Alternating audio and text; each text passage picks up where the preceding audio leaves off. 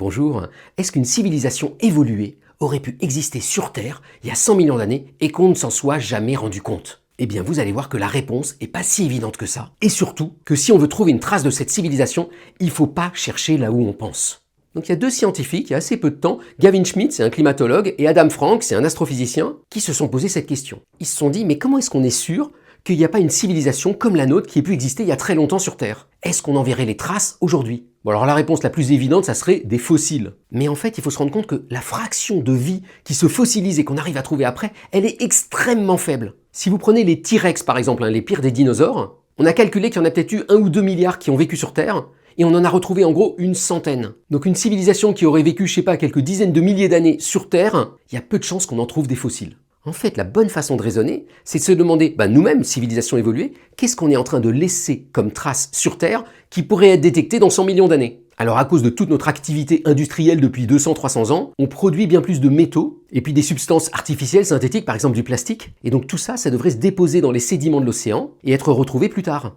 Mais ce qui serait probablement le plus visible, c'est les anomalies isotopiques. Quand on utilise beaucoup d'énergie fossile, ou qu'on déforeste, ça relâche beaucoup de carbone et de CO2 dans l'atmosphère. Et ça change la proportion entre les isotopes du carbone. Donc si un jour, au fond des océans, on détecte une petite couche sédimentaire dans lesquelles il y aurait des anomalies isotopiques, et puis des éléments un peu bizarres, radioactifs, plastiques, ça pourrait être une preuve qu'une civilisation évoluée a existé sur Terre dans le passé. Mais il y a un paradoxe terrible. Pour détecter ces anomalies, il faut que la civilisation ait vécu longtemps pour que la couche soit suffisante. Mais une civilisation qui vit longtemps, on est en train de s'en rendre compte en ce moment, c'est une civilisation qui arrive à avoir un développement durable. Donc c'est une civilisation qui aura probablement réduit sa consommation d'énergie fossile par exemple. Donc plus elle vit longtemps, moins on pourra la détecter. Mais si elle vit trop peu de temps, on ne peut pas la détecter non plus. C'est la cata. Mais rassurez-vous, Adam Frank, un des auteurs de l'article, a eu une idée géniale.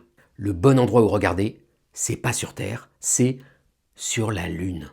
Si une civilisation évoluée a existé dans le passé sur Terre, il est probable qu'un peu comme nous, elle ait été sur la Lune. Et là, pour le coup, sur la Lune, on n'a pas d'atmosphère, on n'a pas de tectonique des plaques, on n'a pas d'érosion. Donc si la civilisation du passé a laissé des traces, a laissé des objets sur la Lune, on devrait peut-être les retrouver. Et donc Adam Frank, il propose qu'on analyse de façon très fine tous les clichés qu'on a de la Lune. Et de la même manière, si vous voulez savoir si des extraterrestres seraient un jour venus sur Terre, le bon endroit où regarder, c'est pas sur Terre, c'est sur la Lune. Bon alors soyons honnêtes, Schmidt et Frank, dans leur article à la fin, ils concluent eux-mêmes qu'ils ne croient pas du tout à leur propre hypothèse. Mais ils trouvent quand même intéressant de poser la question pour se demander, ok, si ça avait eu lieu quand même, qu'est-ce qu'il faudrait chercher? Parce que finalement, ça pose indirectement une question sur nous-mêmes, sur notre propre civilisation.